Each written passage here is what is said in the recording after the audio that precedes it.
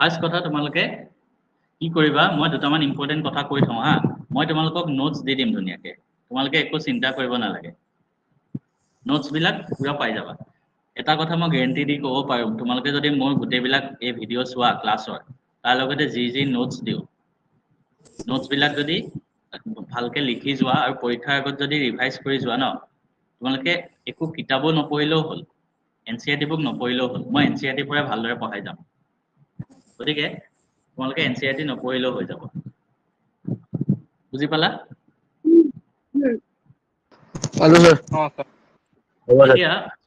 প্ৰথম কথা মই পঢ়াই যাওঁতে মই কিছুমান নোটছৰ পৰা তোমালোকক পঢ়াই যাম এই নোটছ বিলাক ক'ৰ পৰা বনোৱা হৈছে জানানে স্যাৰ এনসিআৰটি পঢ়িব লাগে নহলে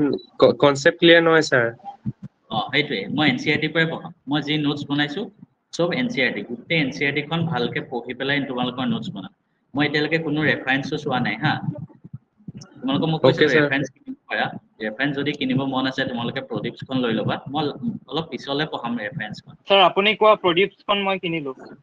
ঠিক আছে বঢ়িয়া প্ৰডিপছখন লৈ ল'বা ৰাজীৱে সুধিছে আপোনাৰ নোটবোৰ এক্সামত চাই গ'লে হ'বনে হৈ যাব তাৰপিছত তোমালোকে এটা কথা জানানে তোমালোকৰ যে JEE হয় আৰু NEET হয় তাতে কিন্তু কেমিষ্ট্ৰি যে ইমান বেছি বাহিৰৰ প্ৰশ্ন নাহে মানে অকল এনচিইআৰটিৰ ওপৰত বেছ কৰিয়ে বহুতবিলাক প্ৰশ্ন আহি যায় গতিকে তোমালোকে কেমিষ্ট্ৰিৰ কাৰণে ন এনচিইআৰটিখন যদি ভালকে পঢ়ি যোৱা একদম চব বস্তু যদি পঢ়ি যোৱা তোমালোকে JEE NEETত একদম ভাল নম্বৰ পাই যাবা আৰু মই সেইটো হিচাপতে তোমালোকৰ এনচিইআৰটিৰ পৰাই নোটছ বনাম গতিকে এইখিনি তোমালোকে ভালকে ৰাখিবা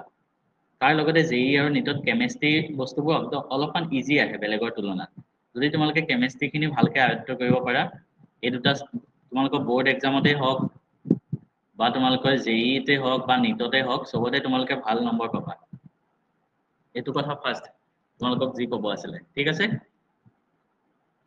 স্যাৰ স্ক্ৰিনখন ডাঙৰ কৰিব পাৰিনে স্ক্ৰীনখন ডাঙৰ কৰিবলৈ ইয়াতে নাহে চাগে দেই দেখা নাই নেকি নাই দেখি আছো কিন্তু অকমান সৰু একবাৰ মই ট্ৰাই কৰি চাওঁ হা এইটো এপ আজি ফাৰ্ষ্ট ট্ৰাই কৰি আছো মানে মই একবাৰ ট্ৰাই কৰি স্যাৰ ডাঙৰকে আহিছে চোন আহিছে হয় স্যাৰ নিজে স্যাৰ নিজৰ rotate মতে কৰি ল'লে আহে। কৰিব পাৰি স্যাৰ rotate নিজৰ কৰি ল'লে মতে আহি যায়। ডাঙৰ সৰু কৰিব পাৰে স্যাৰ কি কৰিব পাৰে জুম কৰিলে হয় নিজৰ মৰ্জিৰে ডাঙৰ সৰু কৰিব পাৰে স্যাৰ অ পাৰিছো স্যাৰ জুম স্ক্ৰীনটো কৰিলে অলপ ডাঙৰ টাচ কৰিলে ডাঙৰ হৈ যায় ঠিক ঠিক আছে আছে হৈছে ন স্যাৰ হৈছে স্যাৰ আপোনাৰ কিবা দিগদাৰ হ'লে কৈ হৈছে দিবা হৈছে ঠিকে আছে স্যাৰ এতিয়া কেনেকে কাটে ৰখা মই একবাৰ চাই লওঁ ক্লিয়াৰ অল কৰি দিলে এতিয়া কাটিব এতিয়া চোৱা ফাৰ্ষ্ট কথা যে মই নোটছ দিম নোটছ যি পঢ়াম জুম এপটো ইনষ্টল কৰিব জুম নালাগে মিন্ময় এইটো এপত ৰেকৰ্ডিং হৈ থাকে ন সেইটো কাৰণে এইটো ভাল হয় এতিয়া যে মই চোৱা এইটো নেক্সট কথা মই যে নোটছ দিম মই তেতিয়া এইটো কথা মনত ৰাখিবা মই যেতিয়া তোমালোকক পঢ়াই আছো তোমালোকে নোটছ লিখিব নালাগে তেতিয়া তোমালোকে একো লিখিব নালাগে মই যে ক'ম তোমালোকে জাষ্ট চাই যাবা ইউ জাষ্ট সি মই যি কওঁ বা যি বুজাওঁ তোমালোকে চাই যাবা আৰু মই যি প্ৰেক্টিচ কৰিব কওঁ সেইটো তোমালোকে প্ৰেক্টিচ কৰিবা কিন্তু তোমালোকে নোটছ বনাব নালাগে এতিয়া সো নোটছ কেতিয়া বনাবা জানানে ক্লাছটো যেতিয়া শেষ হ'ব সেই নোটছৰ পিডিএফটো মই তোমালোকক গ্ৰুপত দি দিম গ্ৰুপতো দি দিম বা এইটো এপতো যদি শ্বেয়াৰ কৰিব পাৰি কিবা অপচন আছে মই চাম ইয়াতো শ্বেয়াৰ কৰিম আৰু গ্ৰুপতো দি দিম ক্লাছটো জাষ্ট শেষ হোৱাৰ পিছত চাবা ক্লাছটো যেতিয়া শেষ হৈ যায় তাৰ পিছত তোমালোকে নোটছ চাবা এইটো কথা সবৰে মনত থাকিব নহয় ক্লাছ চলি থাকোতে কোনো নোটছটো লিখিবলৈ নাযাবা কিন্তু হা তেতিয়া তোমালোকৰ শুনোতে দিগদাৰ হৈ যাব বুজোতে প্ৰব্লেম হ'ব মই যোনটো কওঁ প্ৰেক্টিচ কৰিবলৈ সেইটো কাৰণে নোটছ কৰিবা মানে নোট কৰি লিখিবা প্ৰেক্টিচ কৰিবা কিন্তু মই যিবিলাক নোটছ বনাম সেইখিনি ক্লাছ শেষ হোৱাৰ পিছত চাবা আৰু ইয়াৰ কাৰণে এখন বেলেগ কপি এখন বনাই লোৱা কেমিষ্ট্ৰি এই কেমিষ্ট্ৰি কপিখনত তোমালোকে যেতিয়া ক্লাছটো শেষ হৈ যায় তাৰ পিছত এই নোটছ বিলাক ইয়াত লিখি যাবা স্যাৰ তো যি কোৱা স্যাৰ বনাই থোৱা আছে আইডিটো কক কি কৈছা ক্লাছৰুম আইডিটো কওকচোন স্যাৰ কিয় স্যাৰ এই মোবাইলটো বনাই এই নেটৱৰ্ক শ্ল' বাহিৰত থৈ পেলাই মই লেপটপটোত চাব লাগিব লেপটপটোত চাব লাগিব হয় ৰখা এক স্যাৰ মিনিট মানে নেটটো শ্ল' হয় মানে ওপৰত থৈ ল'ব লাগিব মোবাইলটো ক'বাত ক্লাছৰুম আইডি হয় স্যাৰ মই যে কালি লিংকটো শ্বেয়াৰ কৰিছিলো তুমি ল্যাপটপত হেতু লিংক লৈ পেলাই জয়েন হৈ যাবা তেতিয়া আহি যাব হ'ব স্যাৰ এতিয়া হৈ গল ইমানখিনিলৈকে যি কথা ক'ব আছিলে সবকে ক'লো এতিয়া মই তোমালোকক পিডিএফটো একবাৰ ওপেন কৰিম ৰখা এক মিনিট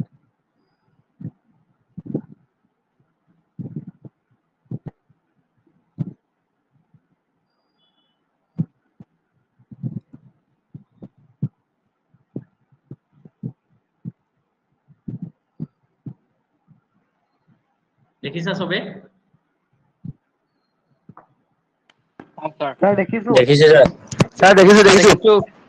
ঠিক আছে so welcome to the world of chemistry আৰু আমি যিমান পাৰি বস্তুবোৰ ইজি কৰি পঢ়িম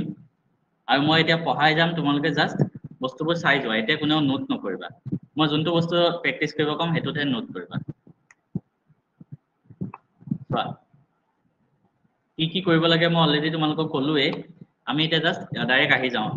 আমাৰ যিখিনি মেইন পইণ্ট এতিয়া চোৱা তোমালোকে এইবিলাক বস্তু আগতে পাই আহিছা কিন্তু হলেও ফাৰ্স্ট চেপ্টাৰটোত এইবিলাক বস্তু আছে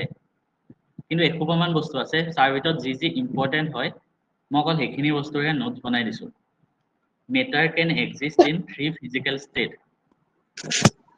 একো চাব নালাগে এতিয়া বুক চাব নালাগে জাস্ট এইটো ভিডিঅ'টো চাই থাকা সলিড লিকুইড আৰু গেছ আমি সৰুতে সবে পঢ়িছিলো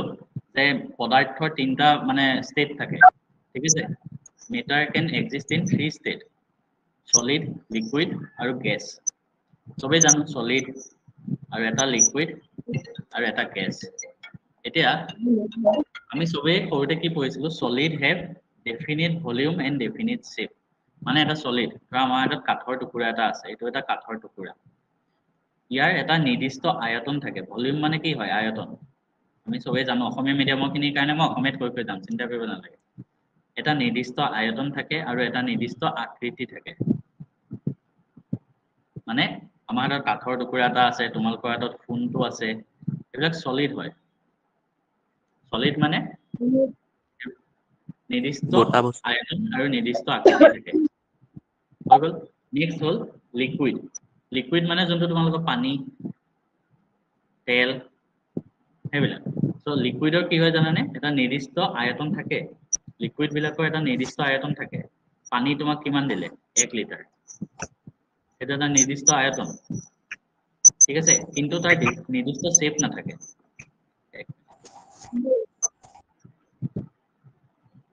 তাৰ নিৰ্দিষ্ট শেপ নাথাকে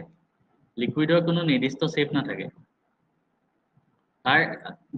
তুমি তাক যতেই থোৱা কি তাৰে মানে শেপটো লৈ লয় সেইটো কাৰণে লিকুইডক কোৱা হয় ডেফিনিট ভলিউম নিৰ্দিষ্ট আয়তন আছে বাট নিৰ্দিষ্ট আকৃতি নাই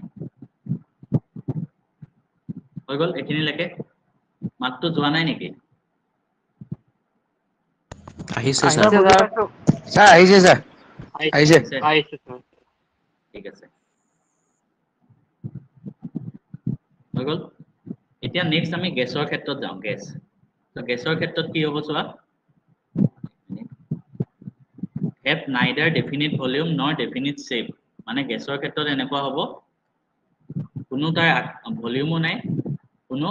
আকৃতিও নাই গেছৰ কোনো নিৰ্দিষ্ট ভলিউম নাথাকে তোমাৰ ওচৰত বোলে মই ক'লো মোক 1 কেজি হেৰি দিয়া কাৰ্বন ডাই অক্সাইড দিয়া এনেকুৱা একো বস্তু নাই ঠিক আছে একো গেছৰ ডেফিনিট ভলিউমো নাথাকে আৰু ডেফিনিট শেপো নাথাকে তাক য'তেই থোৱা কি তাৰে শেপ লৈ লয় এইবিলাক সৰুতে পঢ়ি অহা বস্তু হয় তোমালোকে গতিকে এই স্লাইডটোত কাৰোবাৰ কিবা ডাউটছ আছে যদি মোক এতিয়া ক'ব পাৰা মই মাইকটো অন কৰি দিছো এতিয়া ক'ব পাৰা নাই স্যাৰ একো ডাউট নাই নাই স্যাৰ বুজি পাইছো Okay, so next to আহিছো এতিয়া ইয়াত কি আছে মিটাৰ মানে পদাৰ্থ এতিয়া দুটা টাইপ থাকে এটা মিক্সাৰ আৰু এটা পিওৰ সাবষ্টেন্স ইয়াৰ ওপৰত মই লিখা আছে বস্তুবোৰ মই জাস্ট এবাৰ কৈ লওঁ ওপৰে ওপৰে এটা পদাৰ্থ আছে তাৰ মিক্সাৰ থাকিব পাৰে এটা পিওৰ সাবষ্টেন্স মিক্সাৰ মানে যোনবিলাক মিহলি হৈ থাকে যোনবিলাকত ধৰা মিহলি হৈ থাকে বস্তুবোৰ ধৰা তোমাক ক'লো মই মোক পানী তাত চেনি মিলাই দিয়া পানী আৰু তাত সুগাৰ মিলাই দিয়া সেইটো হ'ল মিক্সাৰ আৰু পিওৰ সাবষ্টেন্স কোনবিলাক জানানে যোনবিলাক একদম পিওৰ হয় ইয়াতে এতিয়া ধৰা সুগাৰটো সেইটো একদম পিওৰ হয়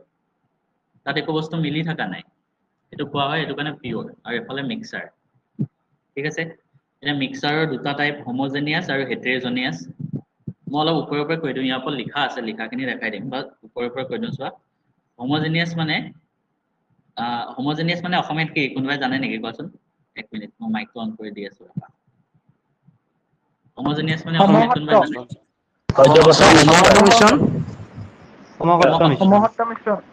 বঢ়িয়া পাহৰি গৈছিলো সমসত্ব মিশ্ৰণ বুজিছো সমসত্ব হৈ গ'ল সমসত্ব মিশ্ৰণ মানে এনেকুৱা য'ত সেম মানে ধৰা মিলি যায় আৰু বস্তুটো যেনেকে তোমাৰ পানী আৰু আমি চুগাৰ মিলাই দিলো ইয়াত বস্তুবোৰ পুৰা মিলি গৈছে সেইটো কাৰণে এটা সমসত্ব মিশ্ৰণ কোৱা হয় এইটো হেটেৰোজেনিয়াছ মানে য'ত মিলি নাথাকে এতিয়া মই যদি পানীত বালি মিলাই দিওঁ সেইটো মিলি নাযায় বালিটো তলত পৰি যাব সেইটো কোৱা হয় হেটেৰোজেনিয়াছ আৰু পিওৰ সাবষ্টেন্স যোনবিলাক আমি পিওৰ মানে কৈছিলো তাৰ ভিতৰত এলিমেন্ট থাকে আৰু কম্পাউণ্ড থাকে এলিমেন্ট মানে অকল এটা যেনেকৈ আমাৰ অক্সিজেন হাইড্ৰজেন সেইবিলাক আৰু কম্পাউণ্ড মানে যৌগবিলাক যেনেকৈ পানী বা চুগাৰটোৱে হৈ গ'ল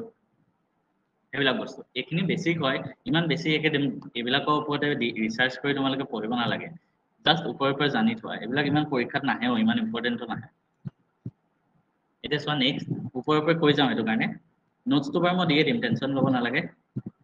when all substance or particle substance in same chemical nature pure substance মানে সব সেম হয় মই যোনবিলাক ক'লো আৰু এই মিক্সাৰ হ'ল য'ত particles of two or more pure substance may be present এইবিলাক তোমালোকে লিখি ল'ব পাৰা পিছত মই নোটছটো যেতিয়া শ্বেয়াৰ কৰি দিম in a homogeneous mixture the components completely mix with each other যেনেকৈ sugar solution sugar আৰু পানী air are the homogeneous আৰু heterogeneous য'ত মিলি নাথাকে হেতুৱে এটা আমি নেক্সট ত যাম তাৰপিছতে চোৱা every substance has unique or characteristic property this property can be classified into two categories physical property আৰু chemical property মই ইমান এইবিলাক ডিপলি পঢ়োৱা নাই কাৰণ constituent particle মানে কি constituent particle মানে যিবিলাক লৈ গঠিত হৈছে গঠিত constituent মানে গঠিত so voice to clear অহা নাই voice to clear যোৱা নাই নেকি আহিছে স্যার so chemical property মানে যিবিলাক chemical property যেনেকে composition যেনেকে H পানীত কি আছে H2 আৰু O2 সেইটো হয় সেইটো chemical property সেইবিলাক বস্তু আজি ফাৰ্স্ট ক্লাস বুলি অলপ তোমালোকৰ যিবিলাক সহজ সেইবিলাকৰ পৰা আৰম্ভ কৰিছো সেইটো কাৰণে নেক্সট আছে এতিয়া এক মিনিট ৰখা মই এইটো কেনেকে কমাই চাই লওঁ এইটো মানে এইটো ডাঙৰ কৰিব লাগিব চাগে ৰখা পুৰা দেখি আছে নে ফুল স্ক্ৰীনখন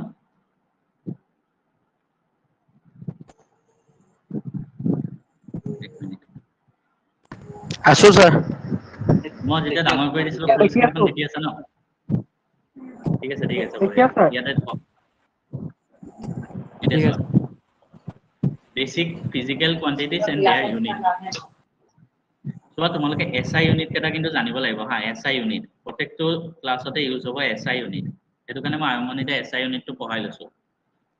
লেংথৰ SI ইউনিট কি তোমালোকে জানিব লাগিব লেংথৰ SI ইউনিট মিটাৰ হয় এইবিলাক সৰুতে পঢ়িছা হলো মই পঢ়াই দিছো কাৰণ বহুতে নাজানে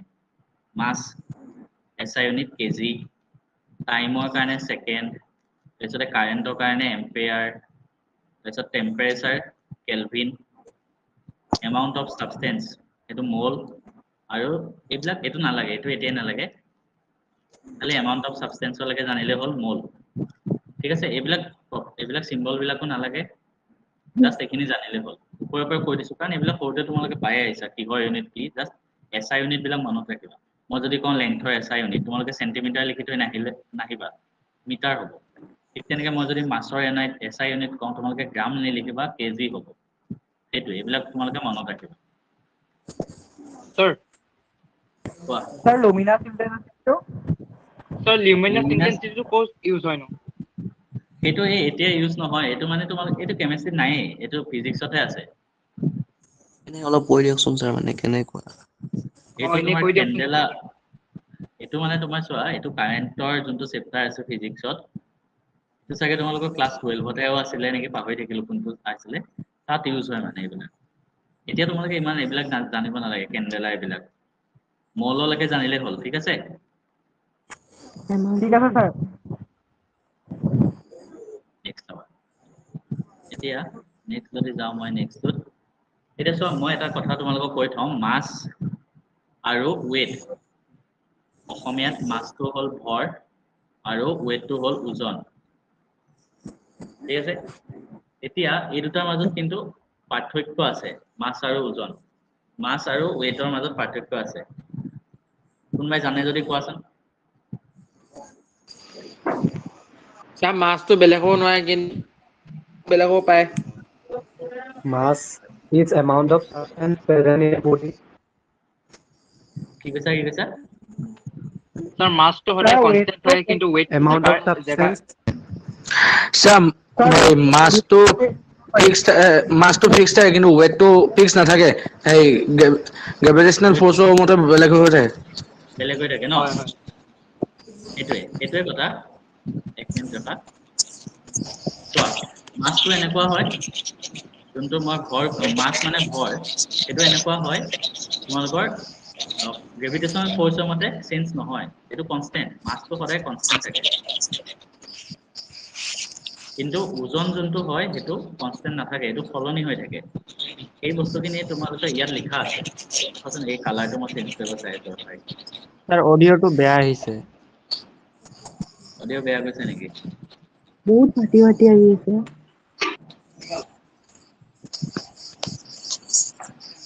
অডিঅ' কি শুনা নাই ঠিকে Sir, আছে ঠিকে আছে ছাৰ শুনিছো অডিঅ' ঠিকে আছে ছাৰ এতিয়া Sir, clear আছে তেতিয়া audio video clear ঠিক আছে হ'ব এতিয়া চোৱা মাইক্ৰফোনটো অফ কৰি দিওঁ ঠিক আছে এতিয়া চোৱা mass of a substance is not amount of is the amount of matter present it মানে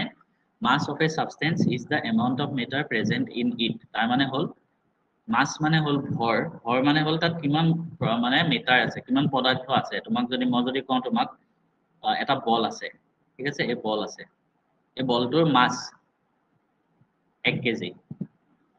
so এইটো হ'ব তেতিয়া কিমান জানে তাত কিমান মেটাৰ আছে কিমান পদাৰ্থ আছে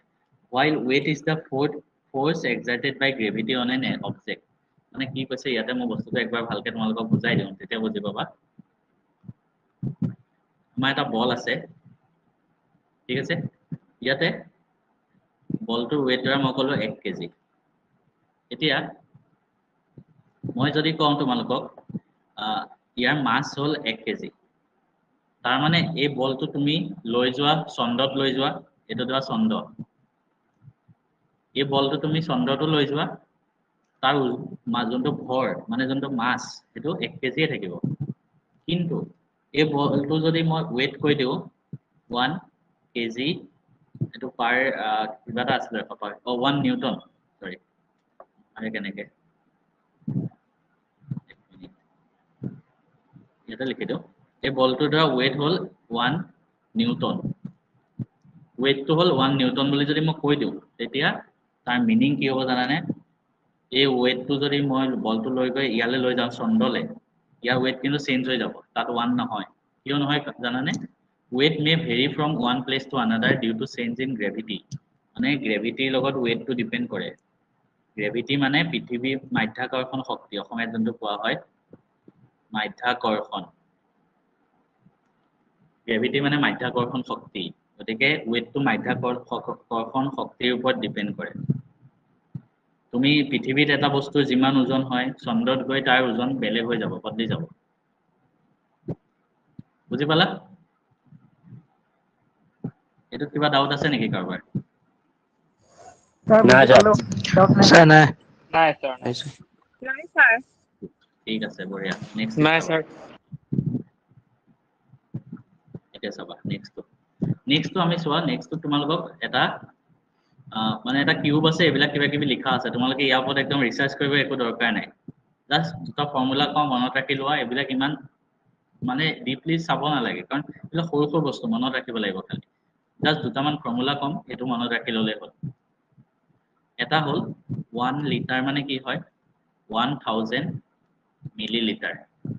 হৈ গ'ল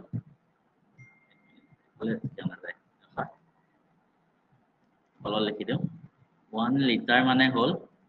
1000 মিলিলিটাৰ আৰু নেক্সট ফৰ্মুলাটো মনত ৰাখিব 1 মিলিলিটাৰ মানে হ'ল 1 সেন্টিমিটাৰ কিউব এইটো মনত ৰাখিলো therefore 1 লিটাৰ মানে কিমান হ'ব কিমান সেন্টিমিটাৰ কিউব হ'ব 1000 সেন্টিমিটাৰ কিউব কিয় কাৰণ 1 মিলিলিটাৰ মানে যদি 1 সেন্টিমিটাৰ কিউব হয়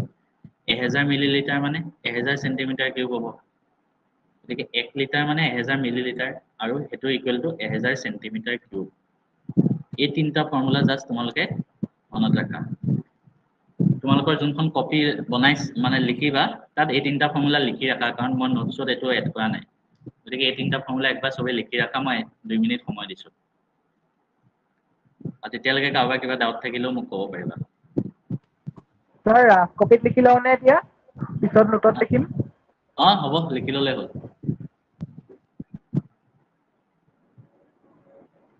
এইখিনিলৈকে তোমালোকে গম মানে লিখি ৰাখি দিয়া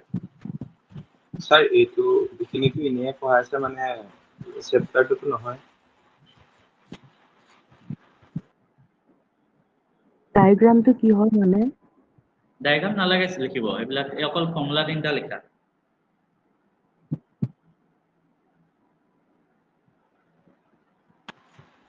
স্যাৰ এইটো চেপ্টাৰ 1ত আছে জানো এইটো চেপ্টাৰ 1 টো একদম আৰম্ভণি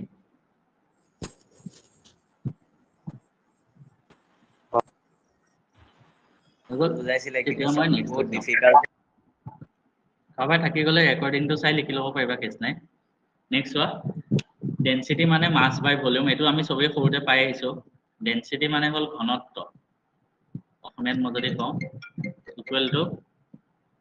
ভৰ মাছ মানে হ'ল ভৰ ভলিউম মানে হ'ল আয়তন এই ফৰ্মুলাটো অসমীয়াত এইটো ইংলিছত এইটো অসমীয়া মিডিয়ামৰ যোন আছে সিহঁতে এইটো মানে মনত ৰাখি থবা অসমীয়াত এইটো হয় আৰু ডেনচিটি ইউনিট কি হ'ব চোৱা ডেনচিটি মানে কি হয় মাছ বাই ভলিউম সো মই যদি ডেনচিটিৰ SI ইউনিট সুধো তোমালোকে SI ইউনিট কেনেকৈ উলিয়াব লাগে ইয়াৰ পৰা শিকি লোৱা SI যদি সুধো তাৰ মানে মাছৰ SI ইউনিট অলপ আগত দেখাই আহিলো কেজি আৰু ভলিউমৰ SI ইউনিট কি হয় মিটাৰ কিউব সেইটো কাৰণে ডেনচিটিৰ যোনটো SI ইউনিট কেজি পাৰ মিটাৰ কিউব সেইটোৱে নেক্সটত যোৱা এতিয়া দুটা কুৱেশ্যন মানে দুটা ফৰ্মুলা আছে দুটা তোমালোকে জানি ল'বা এটা ফাৰেনহাইটৰ পৰা চেলচিয়াছলৈ নিয়া এটা কেলভিনৰ পৰা চেলচিয়াছলৈ নিয়া হৈ গ'ল তোমালোকে ফাৰ্ষ্ট এটা কাম কৰা যোনখন ৰাফ কপি বনাইছা তাত এই দুটা ফৰ্মুলা একবাৰ লিখি লোৱা একবাৰ এটা লিখি লোৱা তাৰপিছত মই ইয়াৰ কুৱেশ্যন দুটা কৰাই দিম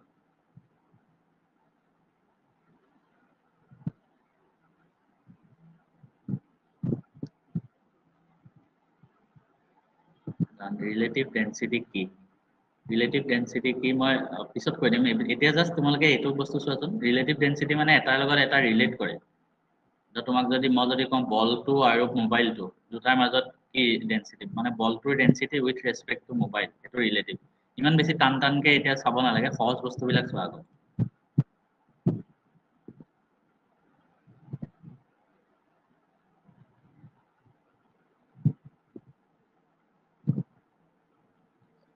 স্যার সেকেন্ড টু 273 লিখলে হবে না হ্যাঁ সেকেন্ড টু 273 বুলি লিখলে হবে না হ'ব 0.15 নিলিখলে হবে নিদিলেও হ'ব আমি সৰুতে 273 পাইছো হয়নে নহয় স্যাৰ এতিয়া মই ইয়াৰ ওপৰত এটা কুৱেশ্যন দিম তোমালোকে কৰিবা ধৰা আমাক টেম্পাৰেচাৰটো দিয়া আছে 50 ডিগ্ৰী সেলসিয়াস মই যদি সুধো টেম্পাৰেচাৰ ইকুৱেল টু টি এইটো টেম্পাৰেচাৰ ইকুৱেল টু টি হয় এইটো 50 ডিগ্ৰী সেলসিয়াস দিয়া আছে মই যদি সুধো ফাইন্ড ইন ফাৰেনহাইট F ফাৰেনহাইটত উলিয়াব লাগে ফাৰেনহাইটৰ স্পেলিংটো একবাৰ চোৱা চবে মই পাহৰি গলো ৰখা এখানে চাই আছো মানে যোনে কৰি আছা নিজে কৰা ফাইন্ড ইন ফাৰেনহাইটত আমাক সেলসিয়াসত দিয়া আছে আমি ফাৰেনহাইটত উলিয়াব লাগে 223 323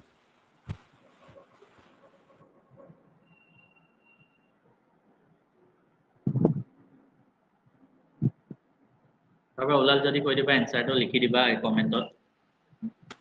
মই কৰি So দিম 122 degrees Fahrenheit. হা 122 So 122 degrees Fahrenheit. Sir, 122 degree. ৰক্তিমে কৈছে মিনময় জসবিন ৰাহুল জিনা মিনময় লব Sir, বঢ়িয়া সবে Sir, 122 ওলাইছে 122. দেৱাশিস 122 আপোনাৰ Sir, কৈ আছে 122. বন্দনা 122 ৰাজীৱ কপিল অৰিন্দম গীতিকা বিনীত প্ৰশান্ত অনুজ প্ৰতীক্ষা সবে 122 ওলাইছে বঢ়িয়া ভেৰি গুড সবে কৰিব পাৰিছা যোনে পাৰা নাই মই কৈ দি আছো দীপ্ত 122 বঢ়িয়া মই কৰি দি আছো চিন্তা কৰিব নালাগে কোৱা এনেকৈ কৰিবা Sir, 122 degree ওলাইছে 122 ঠিক আছে হৈ যাব এতিয়া মই কৰি দেখাই আছো যোনে পাৰা নাই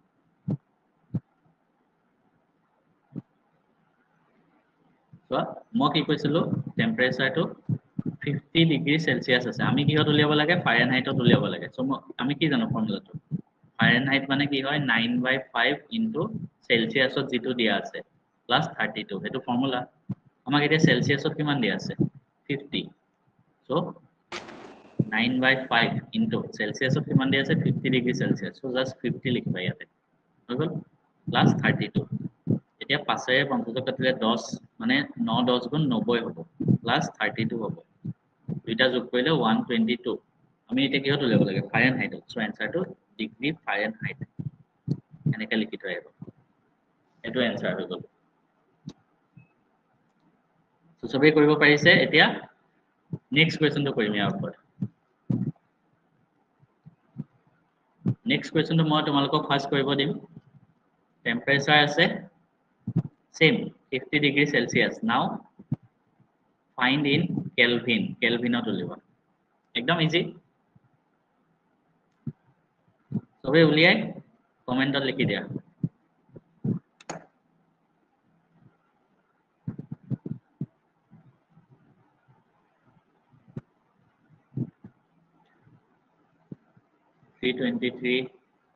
মিনময় 323 ৰাহুল 123 নহয় 323 হ'ব সৰ বিনীত শতাব্দী কৃষ্ণা নি ৰাজীৱ অনুৰণ উপাঞ্জনা প্ৰিয়ংকা প্ৰশান্ত সবৰে কাৰেক্ট হৈছে বঢ়িয়া সবে বুজি পাই আছে এইবিলাক সৰুতে পঢ়ি অহা বস্তু হয় ইমান কেছ নাই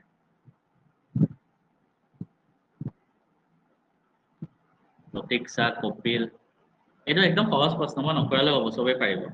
টেম্পাৰেচাৰ 50 দিয়া আছে কেলভিনত উলিয়াব লাগে সো ইয়াতে 50 লিখি দিয়া প্লাস 273 সো কৰি দিলে কিমান হ'ব 323 হ'ব 323 কেলভিন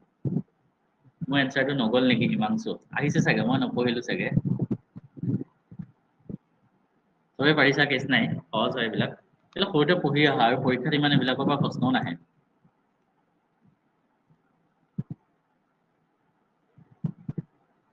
ঠিক আছে সো আজিৰ ক্লাছটোত বেছি নপঢ়াও কাৰণ প্ৰথম দিনাই অলপ বেছি হৈ গলে সবৰে দিগদাৰ হৈ যাব ন